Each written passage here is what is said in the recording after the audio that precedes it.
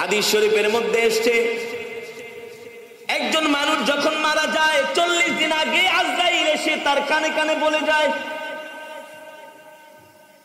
কয়দিন আগে? 40 দিন আগে আজরাইল এসে তার কানে কানে বলে যায়, এ তোর কিন্তু সময় শেষ, তোমার বাকি আছে আর 40 দিন, সাবধান সাবধান ভালো হয়ে যাও,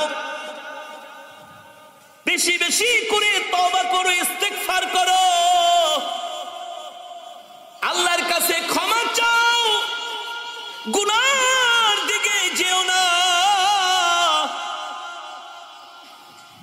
এই কথা যখন মালাকুল মউত 40 দিন আগে তার কানে কানে বলে যায়, দেখবেন একজন মানুষ মারা যাওয়ার 40 দিন আগে তার মধ্যে একটা পরিবর্তন চলে আসে। বিশ্বাস করুন না।